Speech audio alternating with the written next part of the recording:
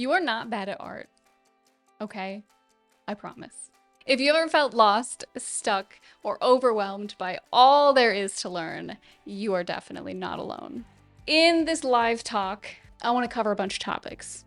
Okay, we're going to be talking about staying motivated. We're going to talk about building discipline. We're going to talk about handling frustration and even finding your own style. You guys have a lot of questions. And so if you would like your questions answered, you can either leave them in a comment down below or you get them answered in real time. You can join me over on twitch.tv/Sylessae. That's what we're doing today. The little group session thing. The group session and like the one-on-one stuff is paid. So this is a chance to like get in on it, ask some questions. Basically what I like to do is I like to pick your brain. I like to see where you're at, help you dig deeper on like what's actually getting in your way, like especially if you're going through art block or perfectionism or you're comparing to other people. That's something that I really like to work through. So if you guys have any questions today or anything you want to chat about that you're going through with art, absolutely let me know. It's open to everybody, so it doesn't matter what your skill level is. It doesn't cost any money, nothing like that. Because learning art is incredibly difficult and it's incredibly hard to like sit through the struggle, right? It's like, where do I go next? What's the next thing? I feel like one of the biggest things is not even that like people struggle to build up their skills. It's more that while they're on the journey of building up their skills, people are like, am I doing the right thing? Am I going in the right direction? What am I supposed to draw next? How do I know if I'm drawing it right? How do I know if I'm drawing what I'm supposed to be drawing? The thing is like recognizing that because it's not linear, there isn't necessarily a right or wrong path. And gaming, in contrast, it's so easy to do. You know, you can sit and just like power through quests and dungeons, and it feels rewarding because like the progress is very linear. Gaming is like, you know, it's tough because in my opinion, it's hard to balance gaming with learning art. Hard to balance gaming and anything really. It's so addictive. Gaming is so addictive. What's funny, never been into games. I find games more boring than art. You know, Melty, so I'm kind of in the same place as you now. I was like a pretty big gamer for a while. I stopped. Like from time to time I'll play, but I won't play if it's like by myself. Usually it's like a group thing. I won't play by myself. I get so incredibly bored. And the weird thing is that art kind of like, it's hard. There's obviously like there's that challenge to it. It's hard, but I still would rather draw and suffer through that than play games. And I don't know, like, I don't know. You and I have that in common, and I don't know where that comes from because I used to be absolutely addicted.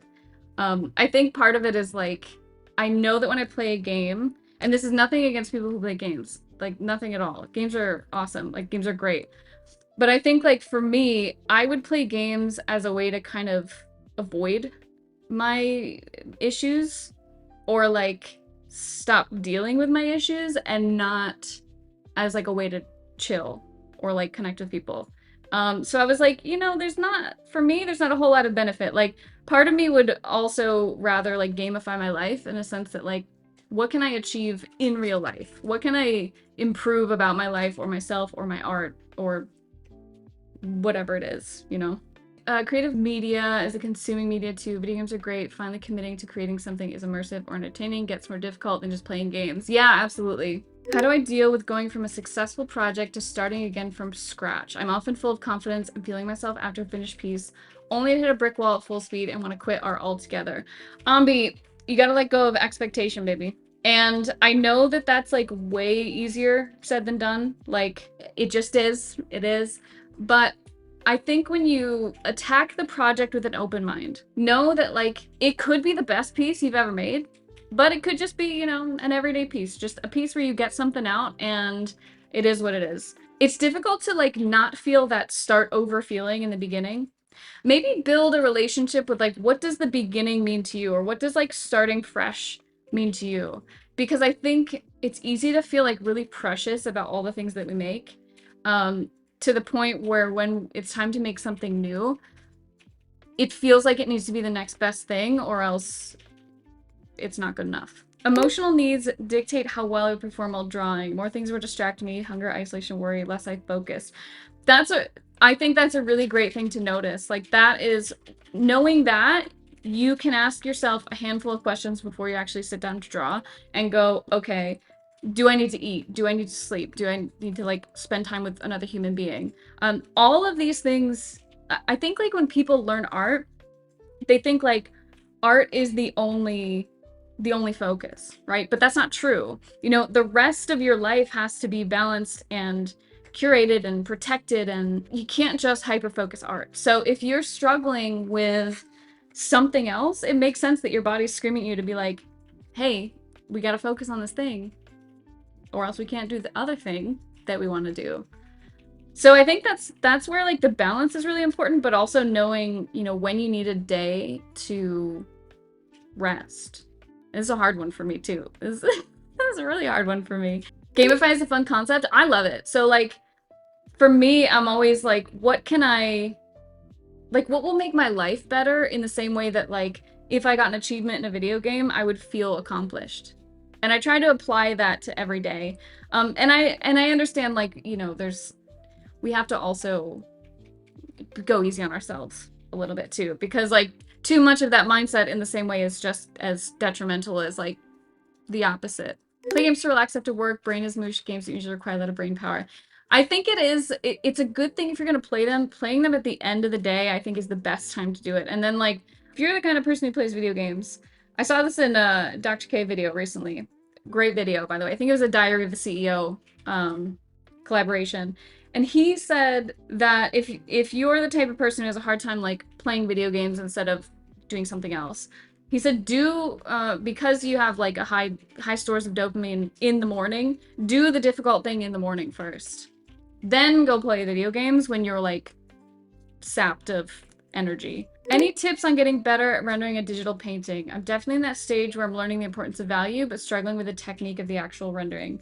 Lich, work on form and values first, and work on developing those things with simple brushes first. I think people overcomplicate it pretty quickly, and it's easy to use really textured brushes that don't have a ton of control to them. Use a brush that's simple, like a hard round brush. Learn that brush, just focus on your drawing skills. Form and value first. Focus on those. Breaking is not being lazy. I feel like that's a key I'm learning. Absolutely, Flog. Breaks are important, especially if you're doing a lot of learning. Look at breaks like lifting weights. Okay, so no one who's like a gym freak is going to tell you to go, I mean, maybe they will tell you to go to the gym every day, but they're not going to tell you to work out the same muscle every day. So when you're learning, it's very similar in the sense that when you go to the gym, you exercise, you know, you break down your muscles, you have to rest in order to build them back up. The same thing happens with you and internalizing the information that you learn, like when you're practicing drawing. So if you're just like go all the time and you're trying to learn, there's no breaks, you need time to process that stuff. Wild question, what's your sleeping schedule? I'm a night owl, so things can feel different, kind of protecting the morning people. So normally I'm up pretty early.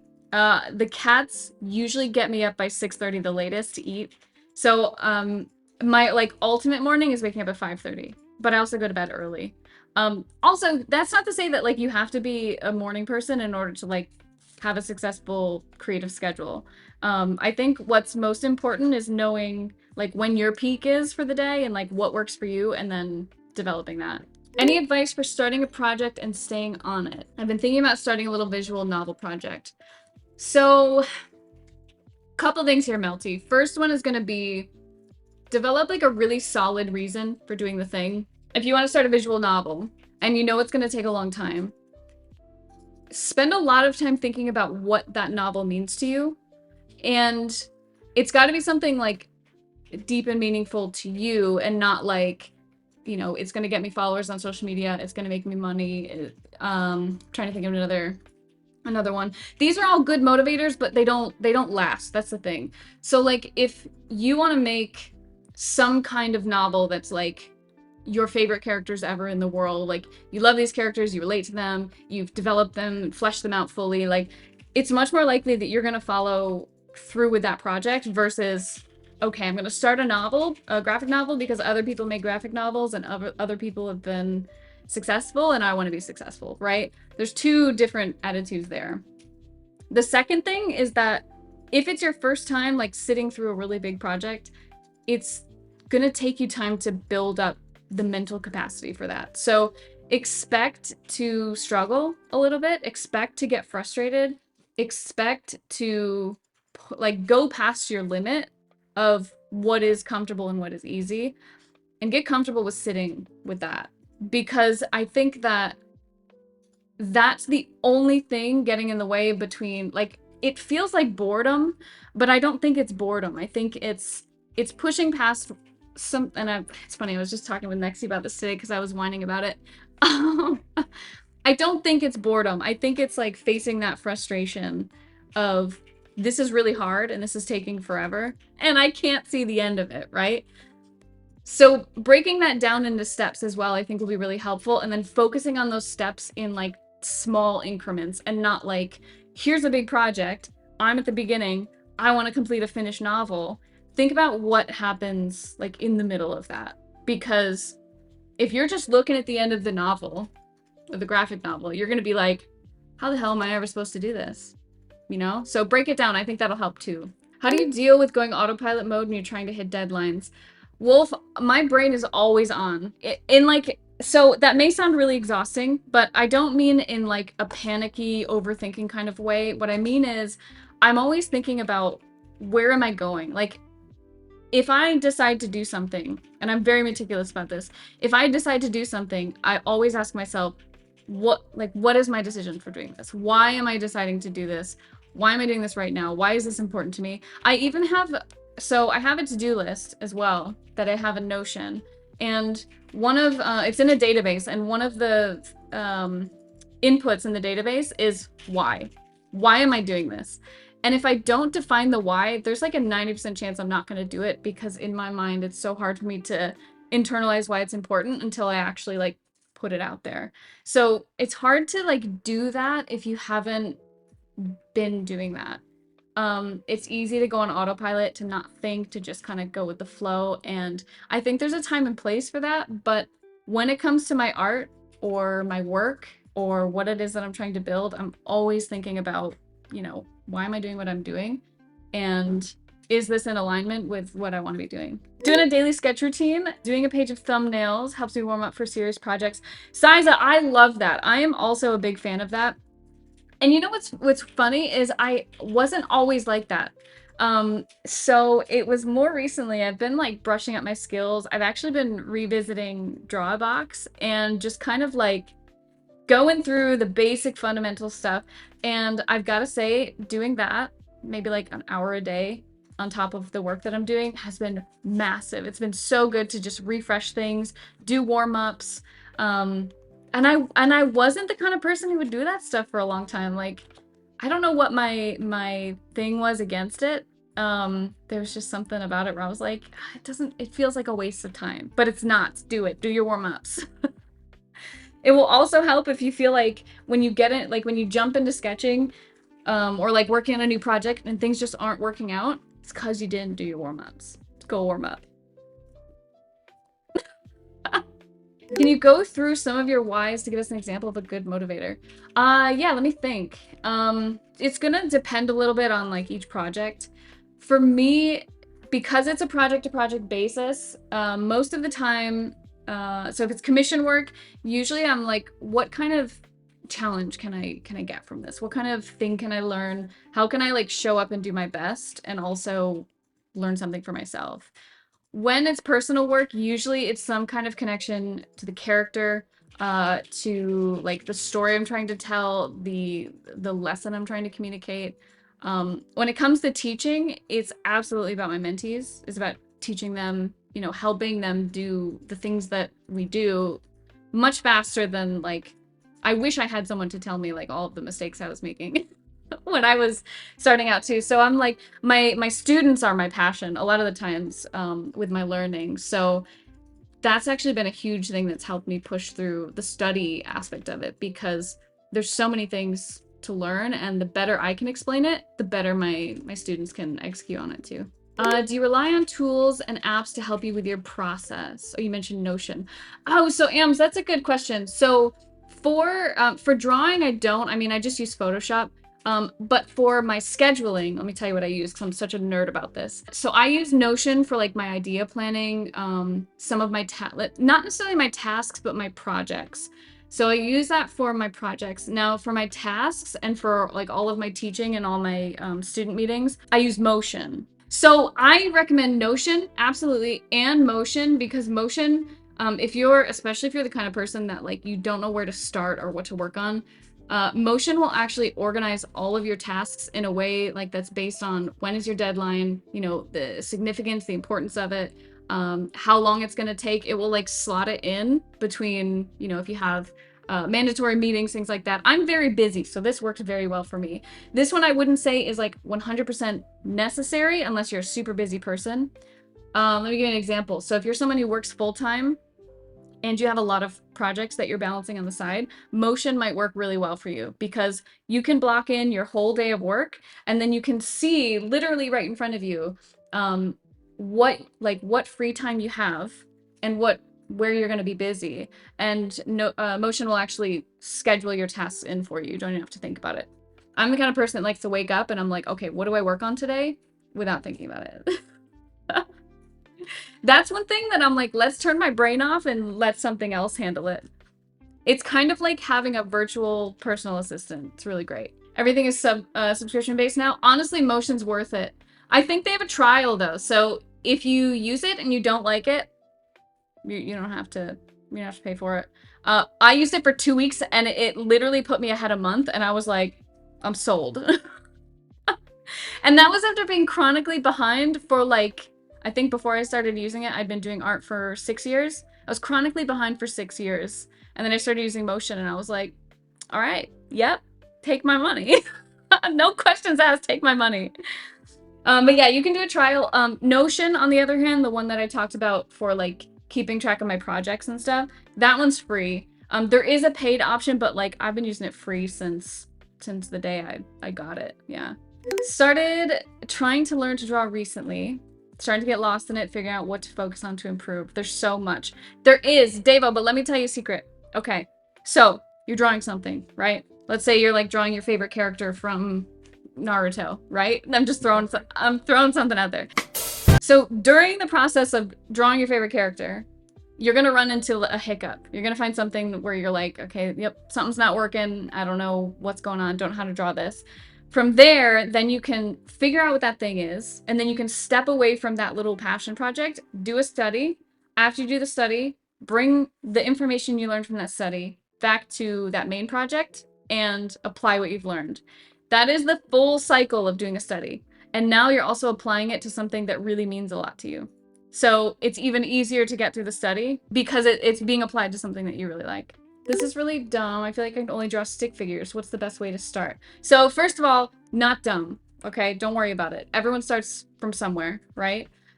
So if you're just drawing stick figures, I think the best place to start there is maybe find some resources explaining how to do gesture drawings. So gesture drawings are going to help your stick figures actually feel like they have a little bit of motion and fluidity and life to them. And then from there, then you can start to develop like your structure for the human body. But I think gesture is going to help your stick figures basically feel like people, like they're living. Biggest hurdle I'm facing is I have 12-hour college days, so when I get home at night or on the weekend, I don't want to do anything other than doom scroll on my phone because I need to turn my brain off. Okay, Ruli, I'm really glad that you brought this up. First of all, I'm really sorry you're going through this because like I feel like this is the struggle, right? So if you guys are the type of people who you have really busy schedules, whether you work full time, you go to school, maybe you have a family, whatever it is, like we all have responsibilities, right? So I think the most important thing here, Ruli, number one, I think whatever the social app is that's like taking your attention, delete it from your phone. That's number one. I know it's not like no one wants to hear that. People want to be like, well, how do I make more time? No, delete the app. That's number one. Number two is going to be prioritize what is important to you.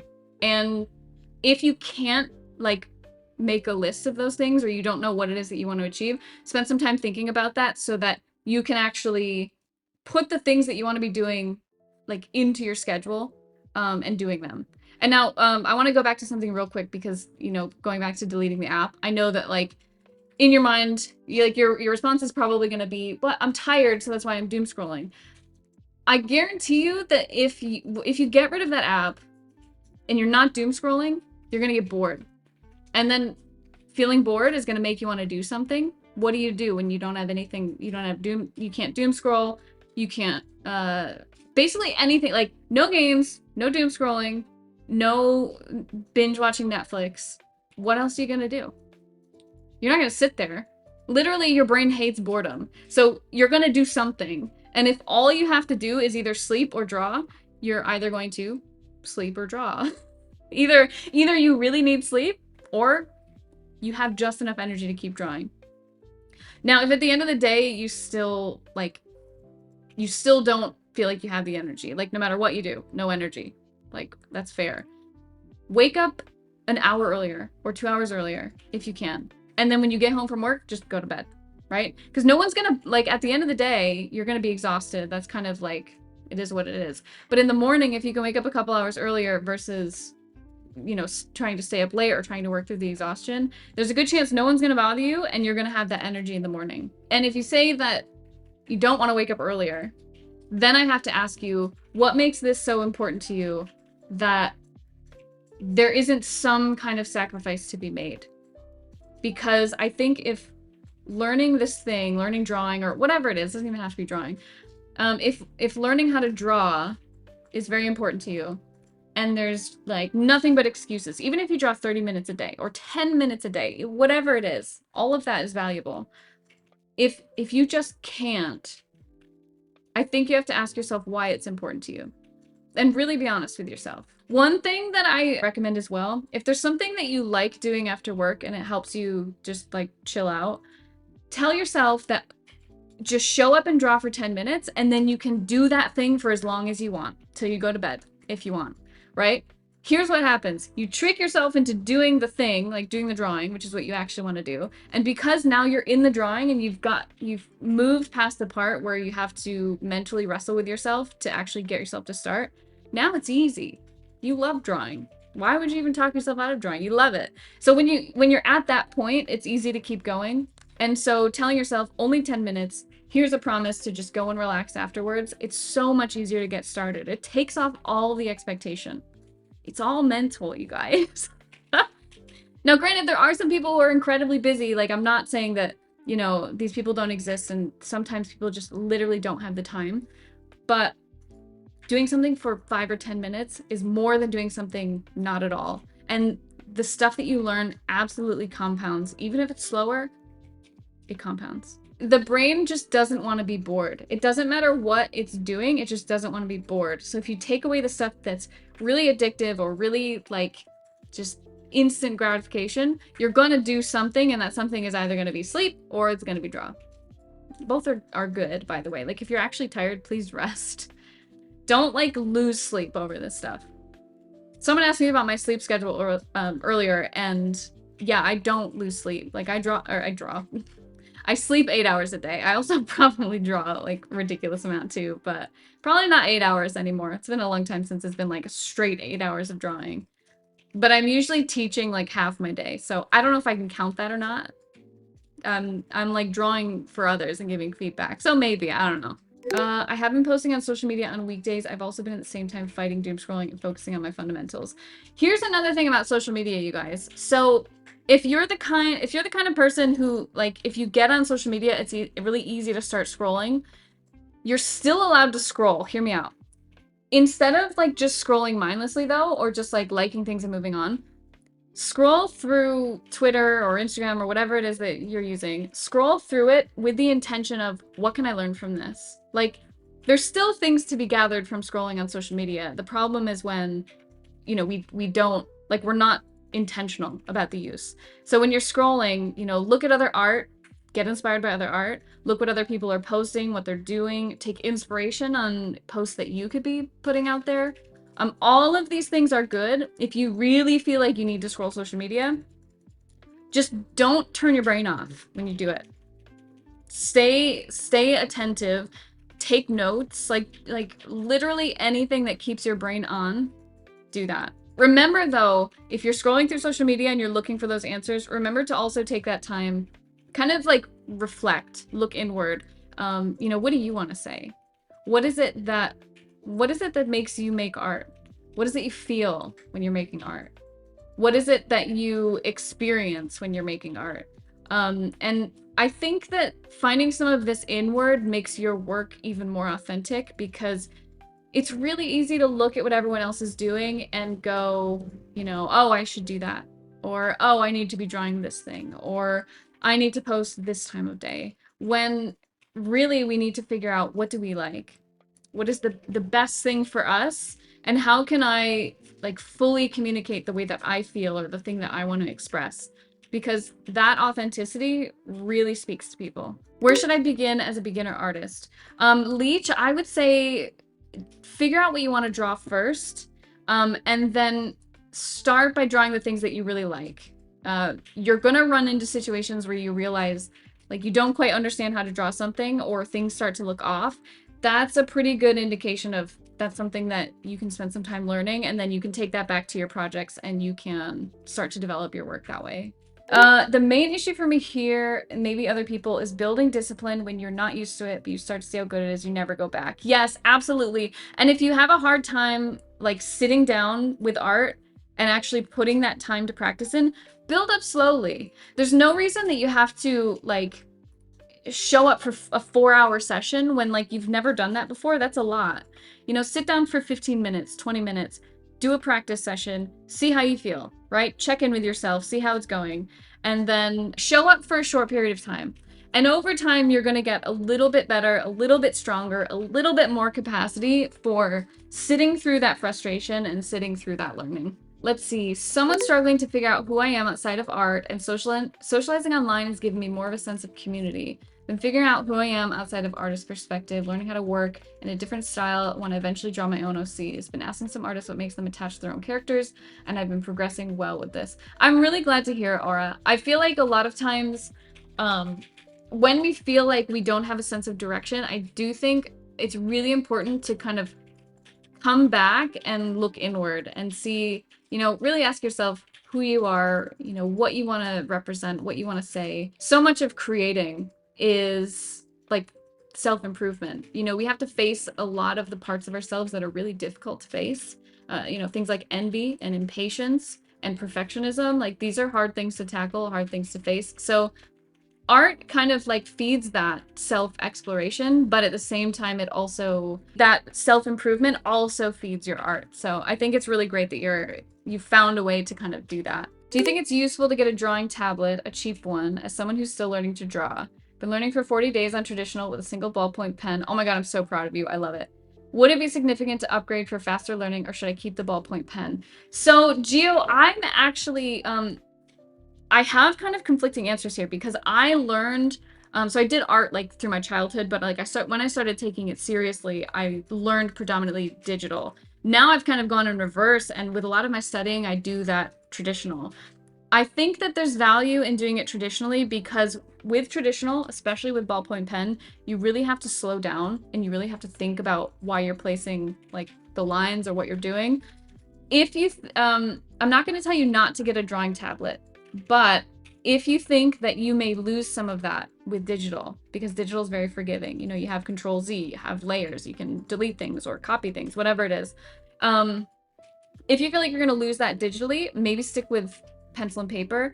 But I don't think, even if you buy a tablet, I don't think you have to abandon the paper and pen either. I think paper and pen is a really useful tool. Happened to see the stream and I thought I'd ask. On the flip side of being the starving artist, how can creators help others? I'm not an artist by any means. I just work on TTRPGs. I'm at a point where I need to get art. How do I treat my artist friends fairly? So this is kind of a big question, because I think there's a lot of ways. You know, if you don't, I know this may not like entirely apply to what you're asking right now, but for people who don't have money, some of the best ways to support artists is to share their work. That's going to be the biggest thing. So retweeting their work, liking their work, commenting on their work, even like bookmarking their work, right? Especially on Twitter. So doing that stuff is like a free way to support. Just talking about your artist friends in general, great way to support them. Monetarily, This is a little trickier because it's hard to ask for a certain amount of money. So like treating them fairly, I think would be, if they're not asking for like a fair amount of money themselves, leave them a really nice tip. Artists who, you know, regardless of what they're asking for, tips go a long way as well. So tips in general are really helpful for artists. But maybe asking, like, kind of asking around, getting familiar with like the artist process, how long it takes. A lot of times there's many hours that go into an art project. And so when you see people selling their work for $10, $20, even $100, there's a lot of work behind that. And I think knowing that there's a lot of work behind that will help you when it comes time to compensate them in whatever that looks like. A lot of people will not ask for a price that's fair, and most artists are working for less than minimum wage. So leave your tips, definitely. But value, this will also depend on what kind of work you're looking for too. So if it's simpler things, like if you want like sketches or something, you know, obviously those aren't going to be as expensive than like a full illustration, like a huge illustration or like multiple character illustration. It's tricky. I think it's going to depend a lot on the artist, and depending on what you want. I feel like my art keeps getting better, but never good enough to start taking people's money for it. How does one start that part of it? How do you know when it's good enough? So, honestly, in my opinion, when I started, I'll say I wasn't in a position where I necessarily felt ready. I think we don't ever really feel ready. I think what you should work on developing is that trust in yourself, that whatever challenge comes up, you can overcome that. But at the same time, if you are taking money for something, it's important that you're able to deliver, you know, what this person is asking for, right? Know that you can deliver it. If you feel like you can't, communicate that with the commissioner and say, look, here's my situation. This is what I can do. This is what I'm comfortable with. Are you comfortable with me doing this work for you for this price? If I feel like, you know, there's parts of it that I may need to like practice through this process. Usually clients are like, that's fine. Yeah, I'm okay with that. Mostly because they're coming to you specifically for your style. If they're coming to you for someone else's style, I wouldn't take the job. But I think most people are like, yep, I really like your style. I am going to give you a chance at this. Most people are really understanding as long as you communicate. I would say don't avoid communicating and just like see if you can figure it out, because if you can't figure it out, then you have to own up to like, yeah, I don't really know what I'm doing, but I took your money. You see why like in the beginning it's important to like put that out there. I think that's going to build trust between you and the client, but also like in yourself to be able to be like, yeah, I'm practicing and I need, you know, I need this practice, which is totally fine. We're never going to feel ready. I will say though, in the beginning, I wish I spent more time focusing on my projects and the things that I knew I needed to study, because I had a lot of stressful commissions where I was like, I don't know how to do this. I'm trying my damnedest, but I don't know how to do this. And that's really stressful. I got through all of them, but still really difficult. If I think the closest thing to being ready would be to have like whatever you're offering, be able to offer it knowing how to get from the start to the finish in a pretty streamlined kind of way, where there's not really a lot of hiccups and you can anticipate like how long something is going to take you. Put in the terms of service that sometimes life or other work gets in the way. There's a chance it takes longer. Yes, communication is a need. As long as you're talking with your client, you're good. They'll be good about it. I've never had a client that's like, you're taking too long. What the hell? They've mostly been like, you know, if someone checks in, they're like, hey, just, you know, seeing what's going on. Like if for some reason it's taking me too long, then, you know, usually I communicate it first, but some people, you know, some people need to know a little bit sooner, which is fine. So usually, yeah, just communicate. How much traditional art should we do as a digital artist? Honestly, I don't think there's like a right or wrong answer. I don't even necessarily think like you have to work traditionally. I think it's kind of like a preference of the artist. I've actually really liked doing my practice in my practice traditional, but not all of it is traditional either. Like some of it goes like towards my actual personal projects as well, which all my projects, all my main projects I do digital, Learn traditional first. I can say the learning curve of learning digital software is huge. Could be a detriment if you're still in the beginning stages. Yeah, you know, that's a really solid point. So Chrissy's basically saying that could be a distraction. And like there's so many things that you may be trying to learn in the art that adding that extra layer of like, how the hell do I use this program is going to make you frustrated. It's going to be very frustrating. Yeah. As a young artist, I tend to struggle when it comes to finding art spaces, online specifically, especially when I'm not into fan art. Melty, couple things here. Look for things that interest you, right? So like if you enjoy, I don't know, roller skating, or you enjoy I don't know, whatever it is. It doesn't necessarily have to even be related to art, but just like a space where you can call home. And then you can kind of, I mean, it could be an art space as well, but just finding something that you like and building from there, because I think it's hard to like inject yourself into a community that you don't really feel excited about, or you don't really know how to connect with the people. I think if you're a budding artist, or you're really just starting to learn for the first time, joining communities where other people are learning is a really safe place to show up and you know, show what you're working on, learn from people. Like our mentorship Discord is also like very learning centric. Everyone's very supportive. Everyone's on the same path. So something like that is it's very safe to share your work there and very welcoming. And if it's not welcoming, I'll hear about it. What digital apps would you recommend to use for digital art? So I've used a couple. I've used Krita. I've used Clip Studio briefly. I've used Photoshop, which is my primary program, and I've also used Procreate. I'm very used to Photoshop, and Photoshop, in my opinion, has like the most resources to help you learn. You can get Photoshop for like 20 bucks a month. You know, you don't have to buy like the whole, yeah, you don't have to buy the whole shebang. And I know 20 bucks a month is like, could still be considered expensive. So there are other options. I think Clip is a good option as well. Procreate's also a good option. I just have a preference for Photoshop. You can get Photoshop for 10 a month. Buy Creative Cloud's photography package. Wow, okay. I might need to change my subscription. Do you work with companies? If so, how do you handle a contract? If you're unsure, Chrissy, I would absolutely hire a lawyer. One of the bigger contracts that I did, I hired a lawyer too, because I was like, this is scary. I'm pretty good at reading, reading through contracts and being like, this sounds fishy. But there was a lot of just really complicated parts of it that I was like, I'm gonna have a lawyer look at it. Don't have any questions, just a quick ooh-boo. Thank you, Jedi, I appreciate you. Love that you made your Discord server to be welcoming for all artists. It's important for all artists to feel supported and valid. I think there's, I think there's a lot of artists out there whose work doesn't get seen, who do really struggle with that aspect of it. And it's always, I mean, no matter what I've been doing, it's always been my goal to help people come together. That's been like one of the things that I'm just really good at. I'm really good at bringing people together. So that our Discord, I think, is a really cozy place for that, and it's small intentionally. So the Discord, the Twitch Discord is separate from the mentorship Discord. The mentorship Discord is closed, it's private, and it's much smaller. And I tried to keep it that way on purpose. Like if I have new people coming in, it's very slowly because I want people to feel welcome.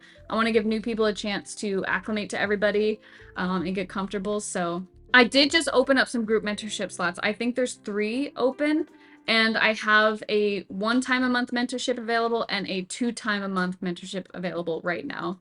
Previously, they were full. When you get commissions, what are your favorite ones? Getting OCs or fan art, etc. So I get a lot of original character designs. So most of the commissions that I'm working on are they're like D&D characters, video game characters, Baldur's Gate, things like that. And it's just personal commissions. Right now I'm only doing sketches. I haven't done like a full portrait in a little while now. I just haven't had the time. My question of today, in short, is what do you do when you have a block in connection with a specific project, but you have a strict deadline? Okay, so for those of you out there who are doing this professionally or thinking about doing this professionally, this is a really important question. So first of all, you need to figure out what's blocking you. So I think it's really easy to like look at art block and go, I just can't draw. Like nothing I do will get me to draw, which it probably feels that way and it's fair. So not being able to draw, if we figure out why, for me, a lot of times it's because there's something I need to work through. Like there is something I need to learn, something that's just really challenging me in the piece, in which case I need to take it in like baby steps until I get through that. Or I just don't have much of like I don't have much of a connection to the piece in the sense that like maybe it's not something I'm really resonating with. Maybe it's not my own piece.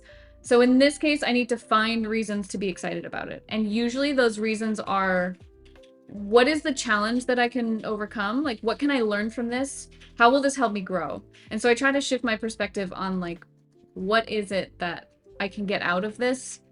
Beyond like being paid for it, beyond, you know, getting recognition on social media, what can I get out of this that feeds my creative, like feeds the creative part of me? And usually that's something I can learn, something, a new perspective that I can see or learn from. And usually that helps the rest of my art and helps me too. What do you do when you feel frustrated with your art? I'm sadly one of those people that gives up easily when I'm not good at something at first, but I do want to get good at art.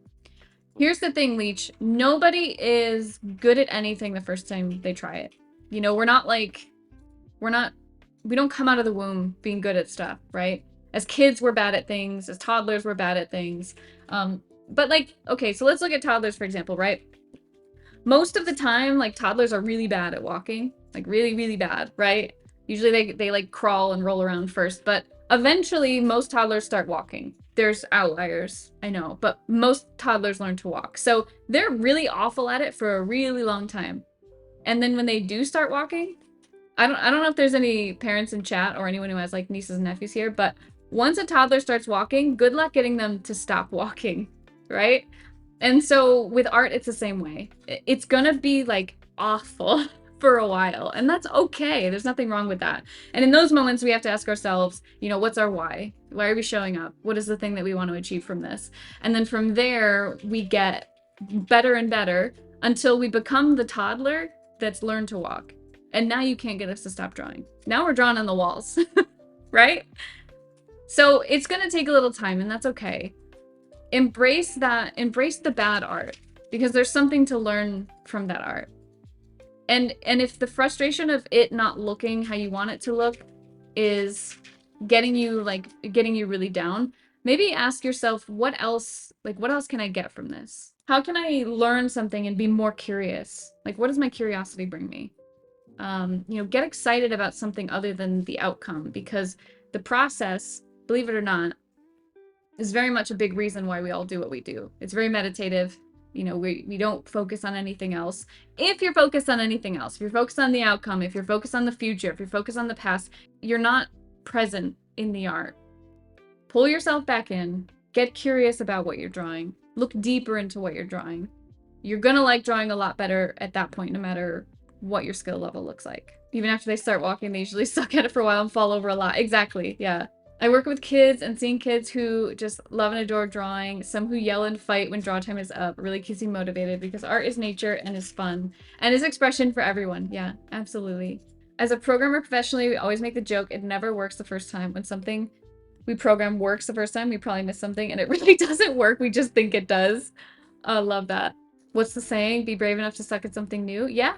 Yeah. And it's hard. I think if we look at it like, everyone sucks. Like, we all suck when we start something new. Doesn't matter what it is. I think when we look at it that way and we realize that nobody starts off amazing at these things, we give ourselves the space to make mistakes, to try things, to experiment, to explore. That's what art is all about. Art is all about experimenting and making mistakes and trying new things and figuring out what works for you, what doesn't work for you. That's what it's all about. Difference between the master and a beginner is the master has failed more times than the beginner has tried. Yes! Oh, that's so good. Sometimes I feel overwhelmed with what I should be doing with my art and end up paralyzed. I have books that will help my composition knowledge. I'm paying for these classes to improve my figure drawing. At the same time, I have almost no knowledge of rendering in color, and I still suck at drawing faces. While I'm doing that, I'm thinking I should study graphic design so I can get a job that pays so I can work on my real passion, and it becomes an ever-growing list of things.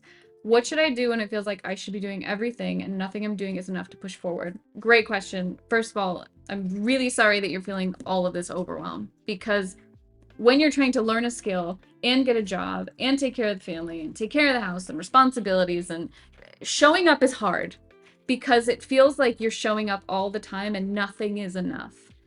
I think the important thing here, if you're feeling like you have to get a job, focus on finding that job that's going to support your interest in art. You know, maybe it's something part-time. Maybe it's something that's just enough to pay the bills. Maybe it's something that you could sit there and work and also be drawing in your downtime. And it doesn't necessarily have to be something tangentially related to art. You know, it could be something that's based on a different interest, you know? So that's something to keep in mind as well. But art it's a long game. It's going to take a long time. And by looking at the future and always kind of like fussing over what's going to happen and when you're going to get there and why am I not good yet and why is everyone else good, and like, do you see where I'm going? Be present with your art so that you can give it the attention that it needs to grow. And I know that that's a huge ask, but by like figuring something out, like what do I need to do to make money to just bare minimum take care of myself, figure that one out as quick as you can, and try with the other things, maybe like try to journal them out or just like get them out of your brain and then worry about them later on, but not while you're drawing, because drawing needs that attention, it needs that focus. And drawing is going to be way more rewarding when you show up and you're very in it. Like you're here drawing and nothing else matters. Like that's going to feel like self-care time. How do you find your style? So I think if we're asking ourselves this question, I think we need to refocus on our art, because I know there's this pressure to find a style, and I think it's important to just spend the time focusing on developing your work. Keep on drawing. You know, the more you learn, the more you're going to start to create these little habits and these little things that you do, these patterns that you follow in each piece of work. That is what's going to develop your style.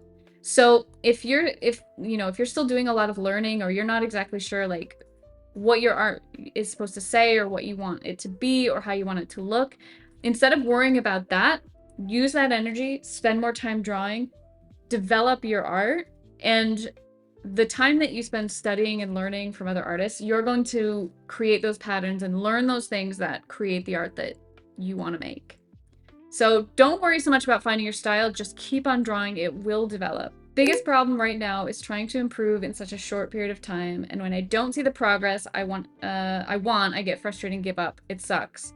So Glacier, I think when you're feeling like you're not making that progress, remember that any drawing is progress, even the bad drawings, and you are getting better. I guess you have to ask yourself, what makes you feel like you have to do it faster? Like in your world, what would be an ideal speed in which you started to get better? My reason is I want to express myself creatively right now, but I don't have efficient skill level for it. Glacier, let that be the thing that pushes you through the practice and the learning. Know that one day you're going to get there, and probably sooner than you think.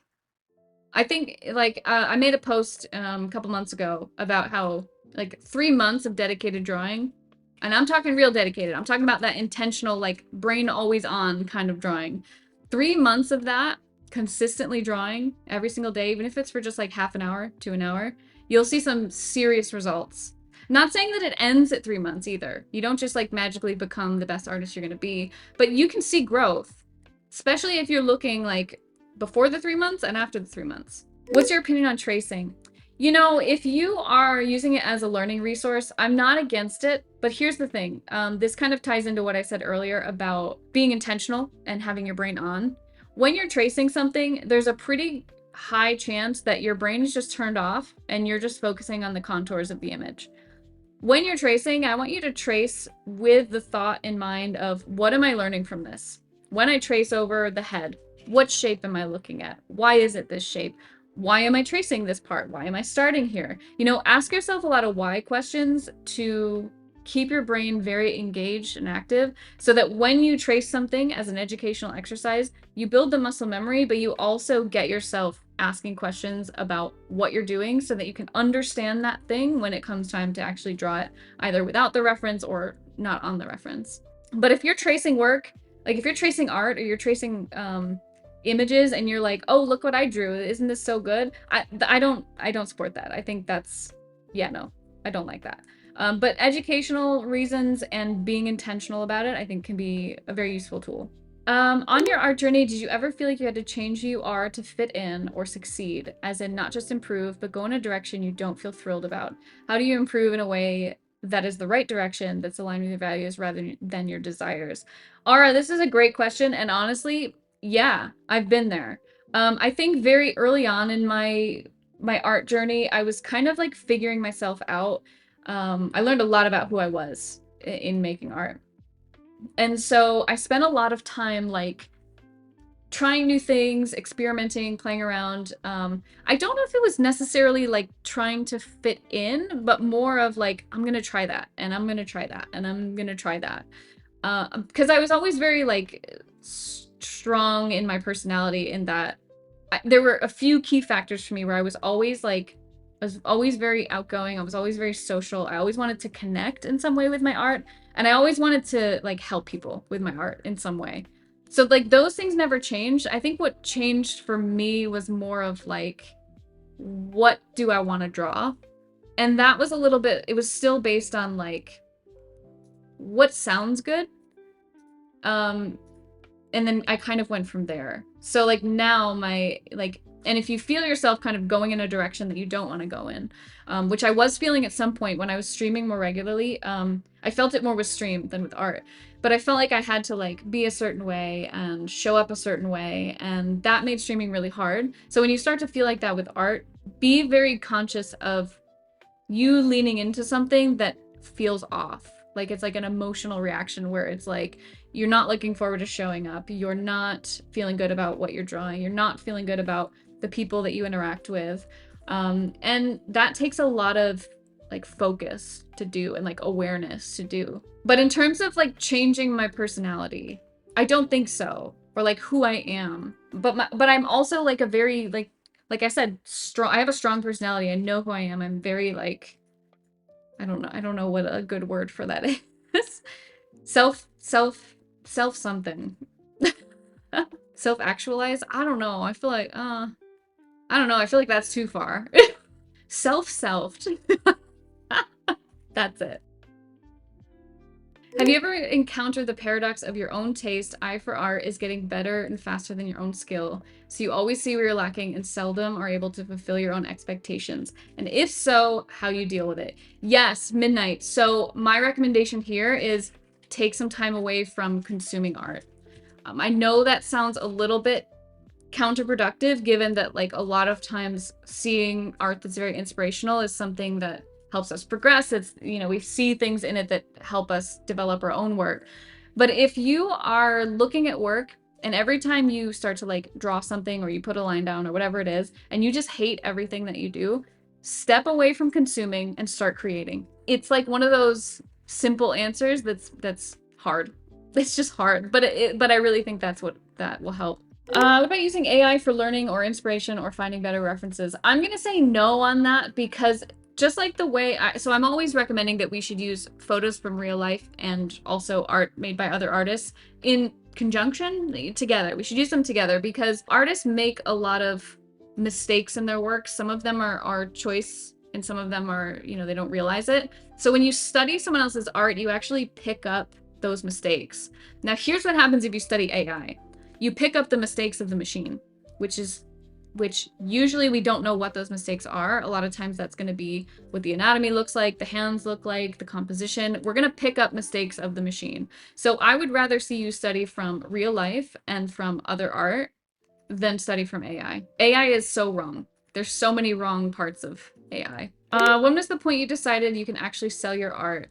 So there was when I started streaming, and I didn't know that this would happen, but when I started streaming, there was a period where I was working on some personal projects and people got really hyped about them.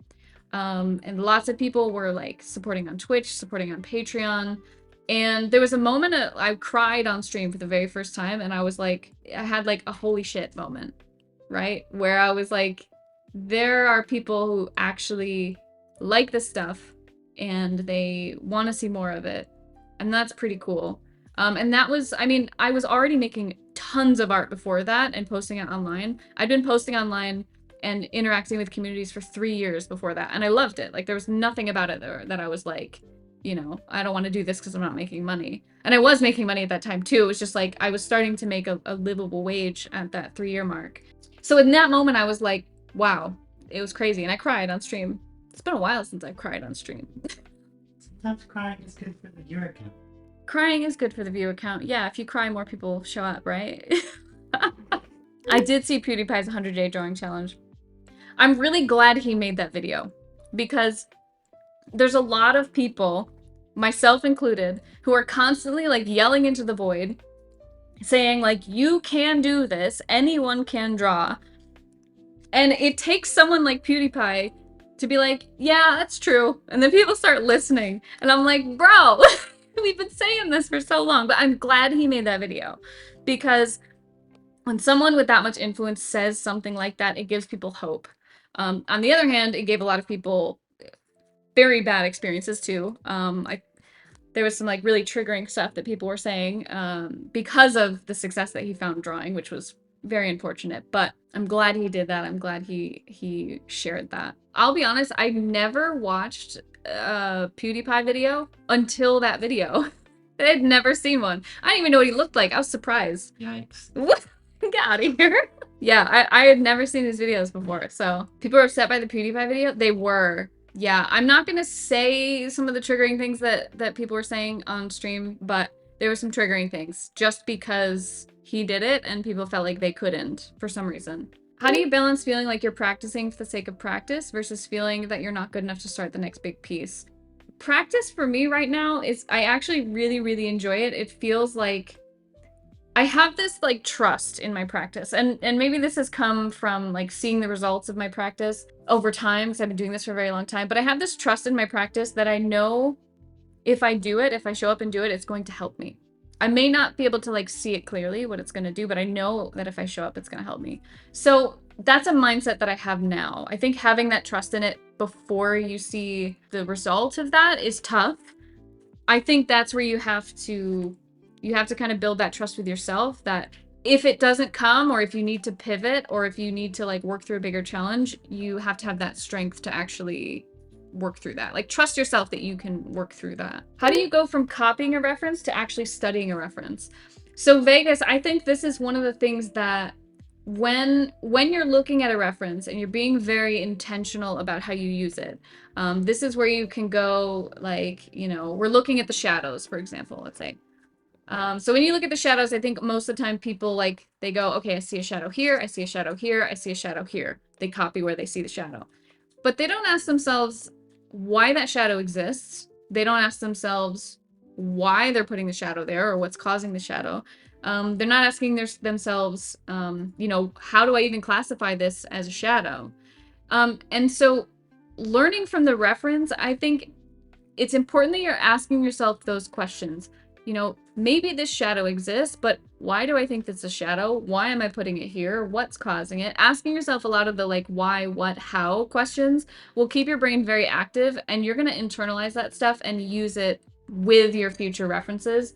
And this is going to be helpful when it comes time to like use multiple references as well, because then you'll go, okay, this makes sense for using from this reference, this makes sense from this reference. And again, just keeping your brain on. Feel like you have to practice drawing from imagination, which comes from your practice from reference and life. Yes, so drawing from imagination is also, like, it's another form of practice and another...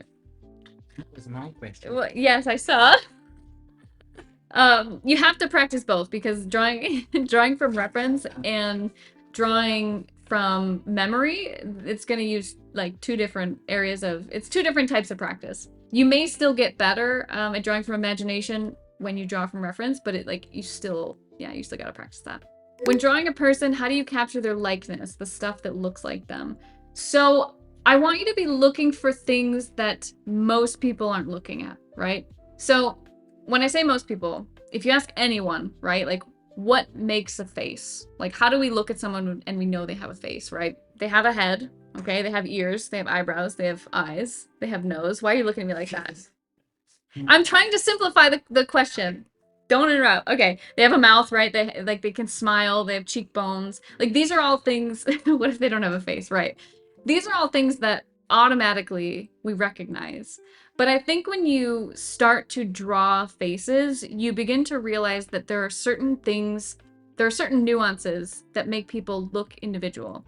You know, sometimes this is the shape of their eyes. Sometimes it's the width of their nose or the curvature of their jaw, the thickness of their neck, the shape of their nostrils, right? Like these go a little bit further than just eyes, nose, mouth, ears. And really studying those parts, because whether or not we all have those features, everybody has very distinct, different features. And, you know, if you were to stand next to someone that you're not related to, even someone that you are related to, you're going to have differences. But it'll be a bit more obvious if you stand in the mirror next to someone who you're not related to. You can look at each other's faces and you can see that, you know, this nose looks a little bit different. Why? Your eyes are a little bit wider, or narrower, or heavy lidded, or really, I think getting that recognition is about seeing beyond like our unconscious recognition of things. Do you need to sub to join the Discord? You do not need to sub to join the Discord. You can join the Discord. Make sure you read the rules though, because the rules will tell you how to get access to all the channels. So I have two Discords. I have the Twitch one, which you guys can join for free. You can just join and just come hang out. You can also join the mentorship Discord, but there are channels that are accessible only to the folks part of the mentorship. We keep the mentorship Discord pretty close knit, and small. Everyone kind of knows each other. So I just put a poll in the mentorship Discord too, asking you guys some of like more of the stuff that you guys want to see. So I'm working on creating some more things that we can have in there. Right now we do a lot of like, we have a scheduled every Monday. There's an option to do like an all-day art event, so you guys can pop in and art with other people. This month we haven't had a lot of art times, but I've just been like super duper busy. But we usually have art time where we draw together. You know, we can chit chat, stuff like that. I also just opened up in that Discord where you guys can start events too. So if you want to draw together, or there's a day that like you know you're gonna be in there a while, you can start an event and you can invite other people to come draw with you too. So that's pretty cool. There's a question section in there. There's an art share section in there for critique as well if you want it. Pretty much like a space to grow, like practice your art, connect with people who are also practicing their art. Yeah, it's a cozy little space. Do you ever find yourself spending so much time on an art piece that you rush it at the end for the sake of being done? I feel like lately I've been doing that and it jeopardizes the quality of the art piece. Yes, I feel I heavily relate to this, Lich. So this is something I've kind of wrestled with for a little while, and like finding, you know, a middle ground for some of my work, because for a while I would have deadlines that were like just slightly too short, and it would make me feel like I'd have to compromise on like a creative decision, and it was very painful. It was very hard to do because I was like, if I just had a few more hours, I'd feel much more confident in this project. I think that's a really common feeling though, with like having to rush things or having to push things. Art is, in my opinion, it's not meant to be rushed. It's not meant to be pushed like that. So, but it's hard, like in the situation that, like, especially if you're trying to make a career of it, or if you are making a career of it, or if you're posting it on social media, there's a pressure to like make the work in a certain amount of time. So I completely get that. If you can take the extra time and not sacrifice pieces of the art, I think you'll be much happier if you can do that. If not, maybe find ways to be able to speed up the process, or like minimize some of the details so that you don't have to compromise on it, and then maybe spend that time, like spend some extra time on like personal work. Those projects that don't have that deadline, so you can feel really proud of those. I feel like skill and speed is really important. Sometimes you lose your enthusiasm for a concept, especially if you're struggling with something technical. Really takes the fun out of it. I agree with that too. I think that's like kind of human nature, in the sense of like, if you have an idea, jump on it, because the lifespan of the thing, whatever it is not super long. I think it's something like, I can't remember like where I read this or who said this, but someone said like, if you don't do something within the first few days of having that idea, it becomes even more like increasingly more difficult to finish it or do it. More of a question for when you were new. When you were in the middle of a piece and it was not turning out how you want, no matter what you do, what do you do? For myself, I find abandoning it altogether and starting fresh feels like the more productive thing to do rather than continue to waste time and energy. So this is a great question, and this is still something that like I'll run into where, you know, I'm making something and it feels like it's not working out. Circumstances of this are going to differ because like if it's a client project, you may not be able to do this. But if you get to that point with a personal project, let the piece evolve. Let it change. Let it be something else. Let go of the expectation for it to be a specific thing. And I think that's something that helps me get through pieces. I had this happen recently with what was the piece called? It's called Gold. I think I posted it a few months ago, maybe when I was still in London. It was a completely different piece, and I got really stuck in the middle to the point where I was like, I'm gonna throw this out. And then I was like, no, I can't. Like, I can't. I need to produce a piece. Like, it has to happen. So I just was like, I'm gonna let the paintbrush do whatever it wants. I'm gonna change it in whatever way I feel necessary just to like to make it function. And completely changed the piece, and I finished it in 2 days. 2 more days after that. I think that's a really good way to just kind of let it go, you know? Be open to letting it change, be open to letting go of the initial idea that you had, because I think that's the thing where, like, that's the thing where we really struggle to power through, because it feels like we just cannot get the idea. I was very open to that. I mean, I still am open to that, but I was very open to that in the beginning when all the work that I was making was, you know, personal work. It didn't have a criteria or a deadline. I would just let it be, do the thing, let it evolve. And I found that to be really rewarding. Suggest just finish it, nothing to lose, find the things to experiment. Yeah, if you're gonna dump it all together and just say like, yep, done with this piece, I can't figure it out, you might as well, right? Just let it like be what it's gonna be. And yeah, I think if you're gonna toss it out, just call it done. Let it go and move on. Start a new piece. I was reading The Creative Act, which is a really good book, by the way. There was a section in it that said, sometimes when a piece doesn't come to, like, we can't realize a piece, we can't finish a piece, sometimes that means that it's just not time for that concept, that idea, whatever it is, to come out of you. It might be something you can explore in the future too. So even if you decide that it's not something that's working out right now, or, you know, maybe you don't have the skills that you want to be able to finish it, put it on a shelf and maybe come back to it in a few months or a few years and see what happens, because you may be able to solve that problem that you were sitting on for a really long time when it's a few months or a few years down the line. Is there a way for people with color blindness to learn color theory? So that's a great question. I don't know, to be honest. It's not something that I have experience with. I'm not colorblind. But I know that there are colorblind artists. So I think if you can find some resources on that, or maybe talk to some artists who are colorblind and see what their experiences are like, I think that'll be your best bet into getting some insight into that. Unfortunately, I don't know. I'm really sorry. A lot of professional artists who are colorblind, if you're concerned with your colors, no shame in asking artists you trust how it looks once you lay the color down. Yeah. Yeah, you can also do that too. Like if you're not sure what it looks like, just asking people in general, like, hey, what do you see when you look at this? And get feedback from there. And you may be able to just train the way that you see color based on like the feedback that you get as well. And this is me, I'm just like, this is a shot in the dark. I really don't have like good advice here, but that might be something that you could try. Been following your Twitter, decided to start drawing again out of spite. I love it. That is literally, so the goal of every single one of my tweets is to encourage that person like you, Tanthi, who has wanted to draw, or who has like been putting off drawing, who is in the middle of drawing and they're just like really having a go. Like they're really struggling with it. Every single tweet is meant to inspire that person to just do it, to just get going, get started, work through it, remind them that it's worth it.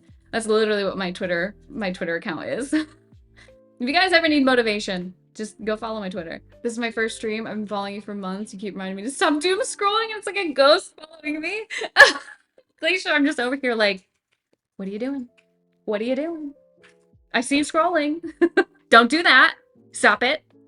Leave it.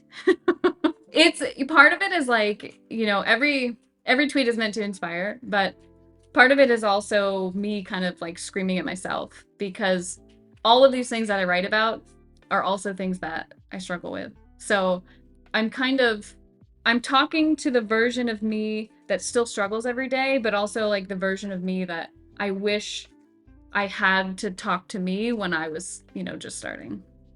So we'll put on our bullhorns. I will. I will make you do art. I will force you to do art. But in a positive way. Help me bring awareness to doom scrolling to didn't realize how deep in the hole I've been. Yeah, oh, it's so easy to like to fall into it. And if there's ever anything that like you guys are going through that you want me to break down in a tweet and like give my opinion on, I'm happy to do that too. You could always like at me in a tweet or you could DM me and yeah, give me something to think about. Give me something to write about and I'm happy to do that too. Thank you guys so much for coming. I really appreciate it. Asking the questions that you ask, to each of you who ask a question in chat, know that your question also helps someone else. There's a lot of people in chat who may be too shy to come forward and talk about what they're going through. So hearing you talk and you ask and hearing our discussion really helps them too. So thank you guys for being brave and bringing your questions out here for everybody. You guys can join up in the Discord if you want to, you know, check out the mentorship stuff. If you want some more motivational stuff, I'm on Twitter almost every day. So yeah, you guys can check that stuff out there. There's more resources on coffee, by the way. I have like video process and individual paintovers and feedback as well. So if you guys want to look at that, that's also available. Thanks for the support. It's all the stuff today. You guys are wonderful. I appreciate you. All right, I'm gonna do the awkward thing where I have to come over here and hit stop streaming now. Okay, bye you guys.